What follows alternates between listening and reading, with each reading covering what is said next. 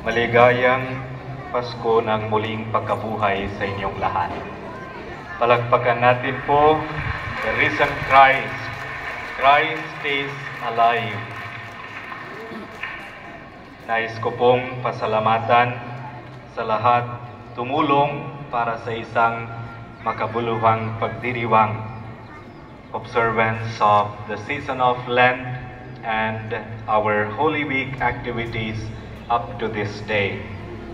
Nais ko pong pasalamatan lahat ng mga steering committee members headed by Brother Cyprian Bakiran. Maraming salamat sa inyong efforts and all that you have given. Maraming salamat sa lahat ng mga Parish Pastoral Council members for the decision making and helping us to execute all what we have planned, organizing so well. Maraming salamat. Maraming salamat sa lahat ng mga pari ng Vicaryo ng Santo Niño para sa kanilang tulong sa kumpisalang bayan. Gayon din, maraming salamat sa lahat ng mga kaparian ng Missionaries of St. Francis de Sales para sa kanilang tulong, mga misa, kumpisal, and all other ways that they have guided us to have a meaningful season of Lent and this Easter.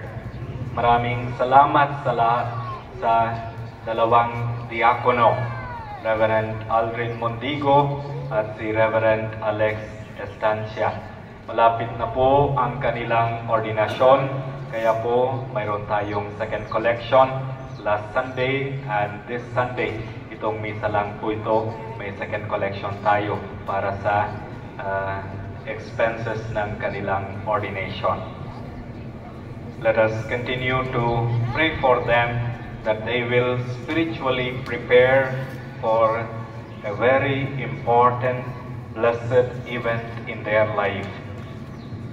Maraming salamat sa lahat ng mga apostoles tumugon sa taon na ito, 2025. God bless you.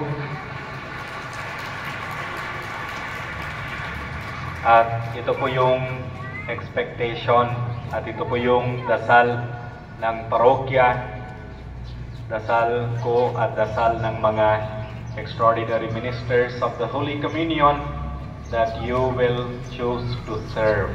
Yon lang po. We would like you to come closer to God. Come and serve. Give yourself. And we pray for that you will respond. Maraming salamat sa lahat ng mga miyembro ng ministry sa Kayusan headed by Sister Emily. Maraming salamat po para sa napakagandang arrangements ng ating parokya. Maraming salamat sa ministry sa liturhiya headed by Brother Chris. Thank you. Well-organized liturgical celebrations every year because of the ministry on liturgy and helped by Knights of the altar servers. Maraming salamat sa lahat ng mga altar servers. Maraming salamat sa music ministry. You have been practicing for a long time. Maraming salamat sa inyong lahat. God bless you. Maraming salamat sa extraordinary ministers of the Holy Communion for your help, for being always there. Hindi lamang pagdating sa misa, pero marami kayo talagang tumulong sa pag-ayos ng simbahan, paglilinis. So, maraming salamat po sa inyo.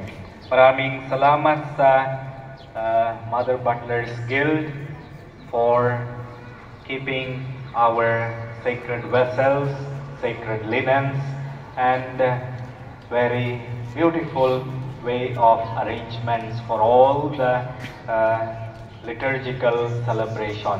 Maraming salamat po. Maraming salamat sa mga greeters and collectors for being hospitable to all the church goers and also helping us in our collections. Maraming salamat po sa inyo. Maraming salamat sa Ministry of Commission Readers and Commentators. You have truly done a very commendable work in the season of Lent and especially the Holy Week. Maraming salamat po sa inyo, MCRC. Maraming salamat sa volunteers in our pantry for all your help. Maraming salamat sa City Homes Pastoral Area. Maraming salamat sa staff and maintenance of our parish. Maraming salamat sa youth ministry. Maraming salamat sa inyong stay safe prayer. Maraming salamat all the servants who helped us volunteer to help us to clean the surroundings. Maraming salamat sa Legion of Mary, Prayer Warriors, Family Ministry. Maraming salamat sa Camarero, Camarera 2025. You are always there.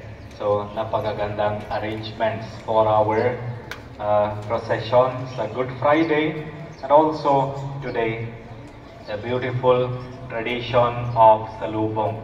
Maraming salamat po.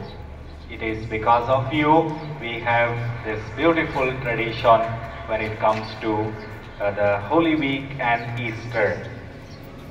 Maraming salamat sa City Homes Homeowners Association. Salamat po sa inyong tulong.